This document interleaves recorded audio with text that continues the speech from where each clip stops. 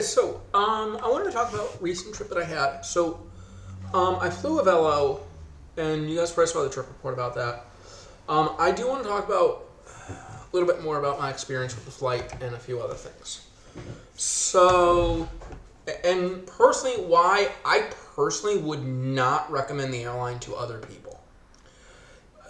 Now, I will actually get into the reason why I will not recommend the airline before I get into how the trip actually was. The issue is where I live, my group of friends, and where out of my home airport they fly, more like where they don't fly. And a few of their other issues. So my home airport is Lambert St. Louis International Airport. And like I said, the issue is basically their route mapping out of my home airport. And that is basically the fact that if you're flying out of there, the plane leaves around middle of the day, which for me is not a problem. I actually like it. A little bit of a late breakfast, skip lunch, and you get in right.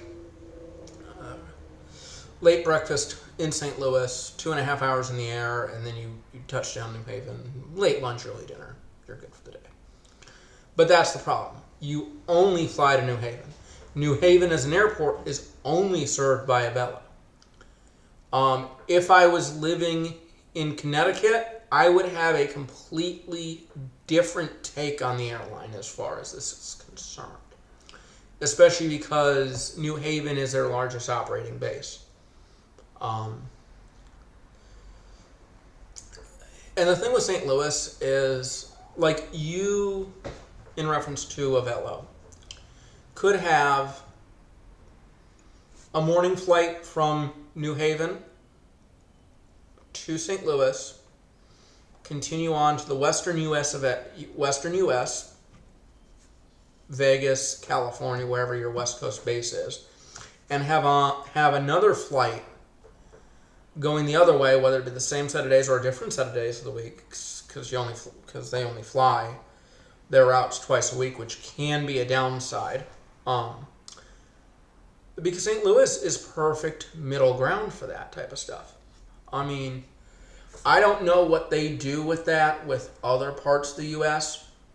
Like, I think their only other major airport where they could possibly do that is Houston.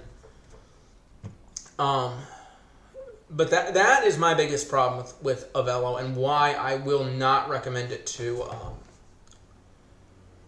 a lot of my people in my peer group, especially my St. Louis friends. It's just the fact that they only fly to one destination from St. Louis, and when you go into ticket, you cannot buy a ticket on Avelo. So, like, I want to fly, hypothetically here, let's say I want to fly from St. Louis to Florida. Not only do I have to book a connection in Connecticut, but I have to buy as two separate tickets. And probably with the way the system would work for that whole thing, I'd have to book it as 4 separate tickets. Yeah, I'd have to book it as 4 separate flight routes. And this is despite the fact that sometimes you're gonna get a decent run. Like an example of that would be Flight Radar. When I look at Flight Radar 24, the first flight today is New Haven to St. Louis. St. Louis step back to New Haven, and then obviously the crew change. You're gonna have a New Haven to Knoxville, Tennessee, and then Knoxville back to New Haven. Yeah. Why can't I book the St. Louis to Knoxville via New Haven? To be fair, what I would probably do in that case is suck it up, drive to Mid-America, and fly on Allegiant Airlines, who has a nonstop St. Louis to Knoxville service. But still, I digress. The two minor issues I actually have to give them, though, on the airplane, and these are mine. These are mine. No seat recline. I was in row 8 going out, row 9 coming back. Somehow I managed to get the... No, it was row 9 going out, 8 coming back, whatever. I was on the window both legs somehow, even though I was, I think, booked into the middle seat both legs.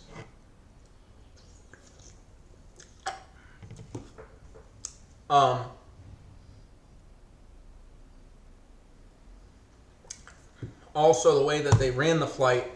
Now, one thing I will warn you with Avelo, it is a nickel and dime airline. So you fly out. So like the ticket is only $75 each way. But then the bag's gonna be like, I think like 35 for a 30 for a carry-on, 35 for a check. But like a backpack is fine. You can just shove that onto the seat in front of you. Whatever, I don't care. So you have that. And then priority boarding is another 15. So I spent 90 to go out, and I think 76 to come back. So that would have been 166 round trip. Which I'm okay with that for an inaugural flight. To be honest, to be on the inaugural flight, I'm okay with that. I only bought priority boarding, but that's going to get me to the other thing: priority boarding. It seems like they don't actually enforce it at the New Haven airport. Mind you, the New Haven airport is a small one. You actually walk out onto the ramp, and you board the plane via air stairs. And they also have the air stairs set up in the European fashion, where you have front loading and rear loading air stairs. So,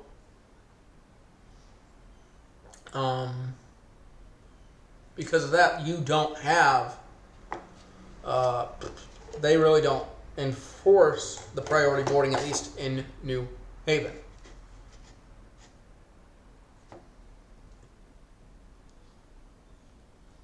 Because the way the New Haven thing was laid out, I should have been towards the back of the boarding queue. But I think there's only like 4 or 5 people that actually got on ahead of me on that boarding queue. Whereas leaving St. Louis, they actually did do the boarding groups as they should have. But even there, like I think there was like 2 or 3 wheelchairs that got on ahead of me. But I think I was probably the only one who actually spent the money on the priority boarding. So I don't know if they actually did the priority boarding as they should have. Now, as I said, no seat recline on the plane. Also, and this is more of a, in this newer age of flying type of a deal. And if this was like 5-10 years ago, I would not have cared. But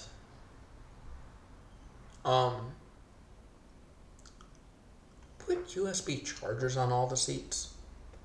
I mean, USB-C is now the universal. But what I'm getting at there is, for some of us that like to watch movies, videos, offline YouTube on our tablets, on the plane, give us a way to keep it charged, so that way I don't have to remember, oh, I need to actually have this thing fully charged before we leave.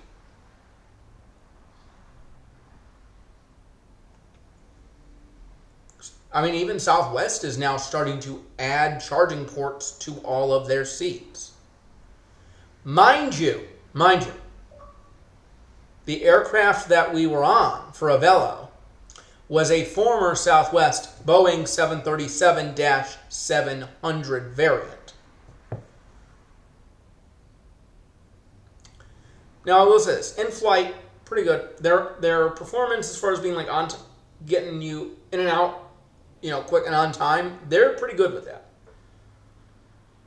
I think we were like 15 minutes late taking off out of St. Louis. But that was just sequencing with taxi and takeoff. Plus the usual, they did a water cannon salute on our departure. I don't think they did one when we arrived in New Haven. They probably did one for departure from New Haven going to St. Louis, though. I also did not catch the inbound aircraft, whether they did a water cannon salute on their landing. Seeing as I was not even in the terminal, and I was actually in the cell phone lot getting a video of the arrival. We had 2 hours on the ground. They had 2 hours scheduled on the ground. I think it was like 2.5 hours on the ground, with how they got in 20 minutes early, which I'm going to bring that up too with New Haven as an airport. The New Haven airport is small. Everything about it is small. Like, we had to wait for a Beechcraft Baron, I think it was, some really small general aviation aircraft to take off when we landed. No other commercial traffic. Leaving New Haven, it took us maybe 2 minutes to taxi from the gate to the runway and get out of there. Most of your flight times, like with your standardized taxi delay times, which, usually that's something like 10-15 minutes, but whatever. But the inbound aircraft for that inaugural flight, I think the flight said 9 a.m. is scheduled to depart New Haven at 9 a.m. It was on takeoff roll by 9:04, or 9:02 actually, 9:02 according to flight radar. So New Haven's a small airport. We've got 2 gates, like I said, 2 gates, but I do think they subdivide them, so you have a 2A, 2B, 3A, 3B. In the case of my leaving of New Haven, 3A was front of aircraft, 3B was rear of aircraft, so they have a way to do it like that, but whatever.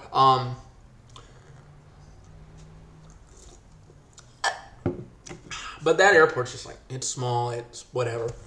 When you're landing, they only have 1 baggage carousel at the airport. 1 baggage carousel.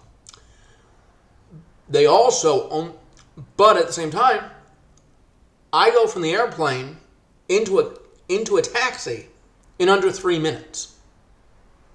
Whereas some of these airports, you're going to wait a few minutes to get a taxi, an Uber, or a Lyft. Which is one other thing I want to say, and this is not an Avelo negative, but this will be a negative towards New Haven Airport as a whole.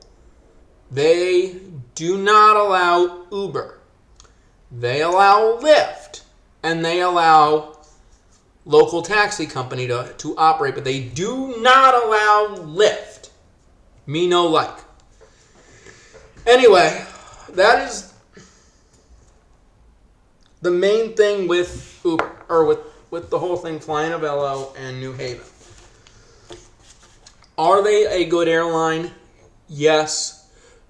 Are they for everyone? No. As a St. Louis resident, and with St. Louis being my home airport, would I recommend them to my friends and family to an extent? No. However, if I was still living in Connecticut where I grew up, would I recommend them? Actually, yes, I would recommend them a lot.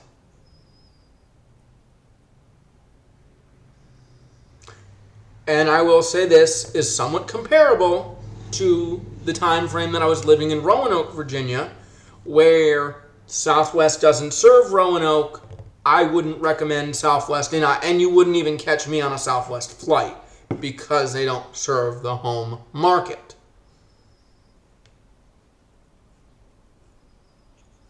Now, my own personal travel and usage, you'll probably see me on an Avelo flight multiple times over the next 9 months.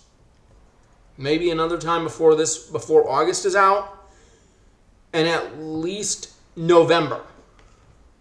And maybe even another time after November, you'll see me on a Avelo for a third set, which would be 4 total between June and January of 2025. So those are my thoughts on Avelo. Please take of them as you will, as I am not trying to endorse or rebuke the airline, and everyone is entitled to their own opinions on travel. Thank you guys for watching.